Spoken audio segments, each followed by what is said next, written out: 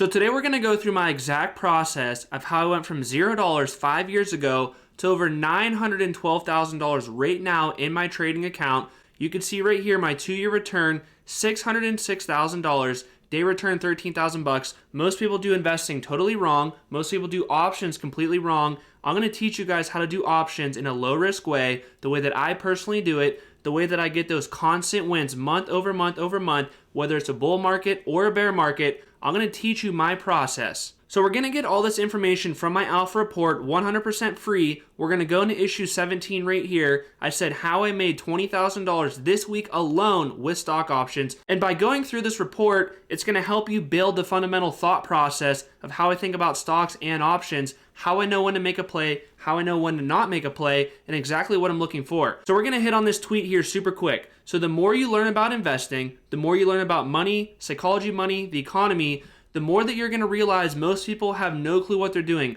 You're going to see people on YouTube, people on X, people all over social media claiming they know exactly what they're doing with the stock market. But I'm going to be honest with you, the market has been super easy lately. It's practically been going straight up. I mean, just look at any chart of the S&P 500 or the NASDAQ or really any company out there. They're pretty much going straight up. So yes, I am making a bunch of money right now. Is it always going to be this easy? Absolutely not.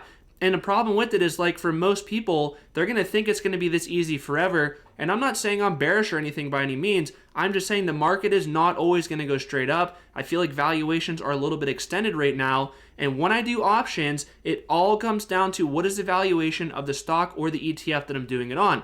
So going through the Fear Greed Index, I like to look at this before I make plays. It's just a very generalized thing that I like to look at, but on my Alpha report, I shoot this out there in every single issue.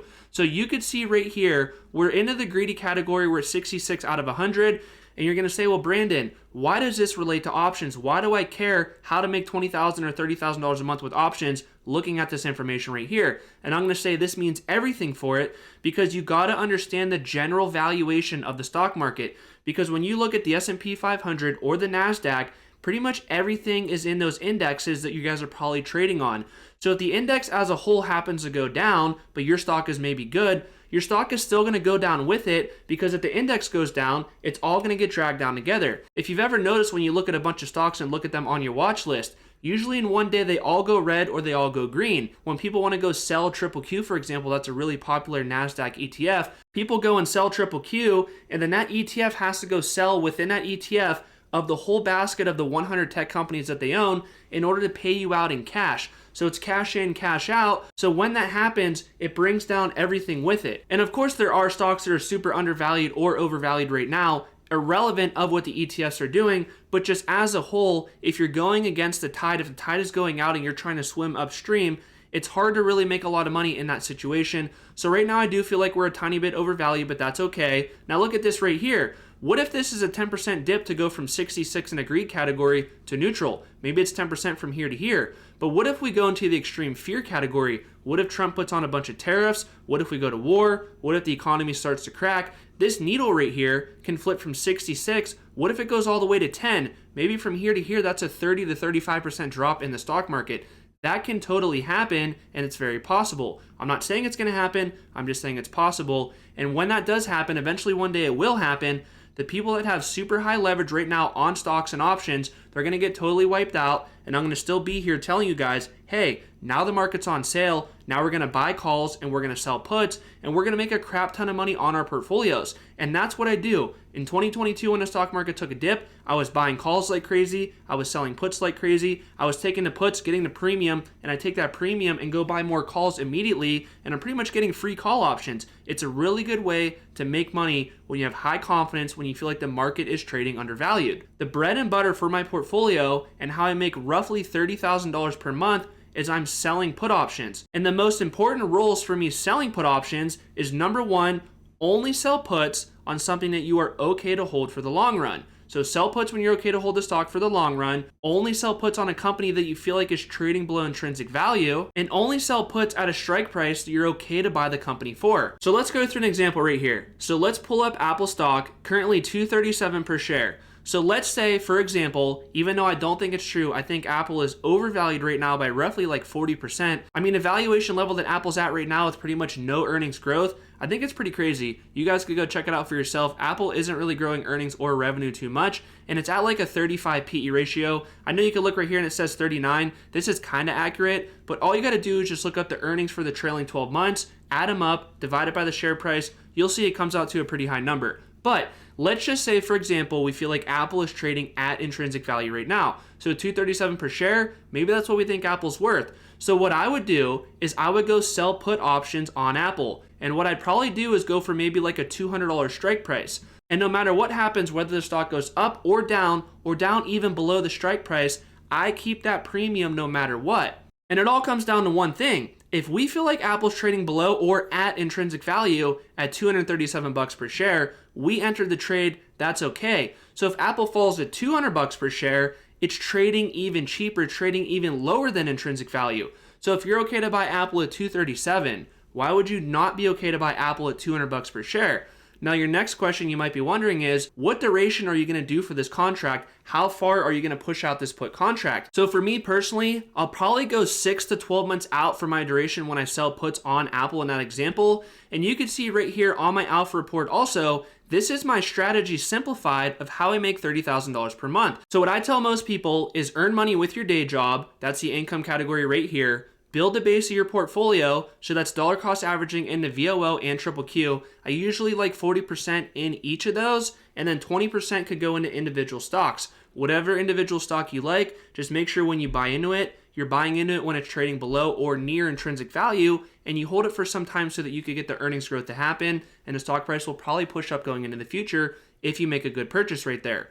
But when it comes down to options, like we just said right here, I like to sell puts and buy calls when I feel like things are undervalued. The stock or ETF must be undervalued. That is the most important part of the entire thing. Now, if we believe that Apple right here is trading below intrinsic value, then what I'll do is I'll sell a put at a 1-year duration with the strike price 10% below the current market price. So 10% below the current market price, that's roughly a little over $200 per share. So that will give you a good margin of safety, because if you were wrong and maybe Apple is a little bit overvalued right now, even though you think it's not, buying it for $200 per share, you probably really should have a good margin of safety. So if Apple falls below your strike price, maybe your strike is $200 like we just said. If it falls below 200, you're still forced to buy those shares of Apple for $200 per share, no matter what it falls down to. So even if Apple falls to $150 per share, you still are gonna have to buy it for $200 per share. But guess what? That is why you gotta do it on a quality company that you're okay to hold for the long run, and a company that is probably gonna eventually recover in share price.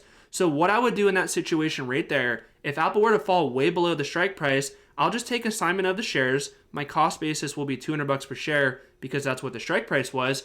And I will just sit there and sell covered calls on the shares with the strike price of $200 until Apple trends back up until I get rid of the shares. Now, if you don't want to do that, you could just close out the options contract before it expires in the money and you just end it right there. Now, also keep in mind, even if your strike price is $200 for Apple, that doesn't mean you start losing money the second that you go into the money. Because remember, you collected that premium. And maybe you receive $5 per share in premium when you sold the puts on Apple. So really your break even on Apple is not going to be $200. Your break even is going to be $195. So even if it goes $5 per share in the money, that would be your break even point when you sell the puts on Apple. I know this is a lot to really go through in a video like this. These videos are usually super quick on YouTube, but if you want to learn exactly how I do this stuff, look at the link below for my course. I go 100% into deep detail on this stuff, but also right here, if we want to buy calls, I will usually buy a call with the same stipulations. Stock or ETF got to be trading below intrinsic value. Strike price is just a couple dollars out of the money. So if Apple right now trading at intrinsic value, maybe I would buy a 240 call on Apple right here, and I would do maybe like a 6-month duration. It depends on how long I think it's going to take for Apple to really go pump back up. And a lot of it comes down to how fast did Apple drop. And if you look at the chart right here, this is a 6-month chart right here. If you notice, the faster things drop, the faster they rebound up. It's kind of like a rubber band is what I talk about. The farther you stretch that rubber band down, when you let it go, it wants to go ping and fling back up. So usually if Apple or any other company falls super sharp into this category right here, where it fell sharp in a short amount of time, and I feel like it's trading below intrinsic value, I'll buy calls. And you really only want to buy calls when you have extreme confidence in the play, because just think about it. When you sell puts, The stock price could go up, stay flat, go down to the strike price, and even the strike price minus the premium per share I received, and I still break even. But if you buy calls, you pretty much need the stock to go straight up in a short amount of time, because you really got to think about how theta decay works. That's time decay. So when you sell options, time decay helps you. But when you buy options, time decay hurts you. It's basically just like you buying insurance for your car. Is it going to be cheaper to buy your auto insurance policy for 1 month or 20 years? It's going to be obviously cheaper to buy the 1 month policy versus the 20-year policy. Of course, nobody buys auto insurance for 20 years. I'm just doing an extreme example just so it makes sense for you. And obviously for 20 years, there's way more time for something bad to happen. So that's why that premium will be a lot more money. Versus the 1 month policy where really not that much is going to happen in a month, maybe. I mean, of course, something bad could happen, but it's a lot more likely that something bad will happen for the 20-year time period versus the 1 month time period. That's why that premium is a lot more. That's why when you sell options, as the days go by, that contract that you sold is probably going to go down in value, but that's what you want. The goal of selling options and selling put options, for example, is you want to sell something for, say, $20,000, and you want it to eventually be worthless. You want to be able to buy it back for maybe $100 or whatever it may be. Your goal is just to sell an insurance policy for a lot of money, and eventually you want the policy to be worth nothing.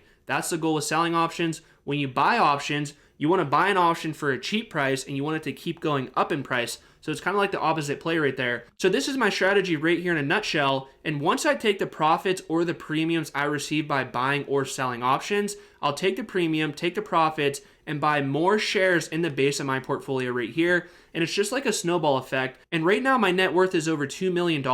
This is just one of my accounts right here. This one, like I said, $912,000. I have a couple other accounts, and I also have some real estate too. I think real estate's a really good thing to add to your portfolio too. Look into what a cost segregation study is, how you could bring depreciation forward on your real estate. So when I have a bunch of capital gains in the stock market, I could use my real estate, depreciate it, and use those depreciation losses, carry that over to my stock market gains, and it really helps out my tax liability at the end of the year. So if you want to learn in deep detail how I do stock options, check out my course below. But if you don't want to do the course, check out the video right here. It's my baseline. It's a more dedicated video of how I do stock options. So I'll see you guys in that one.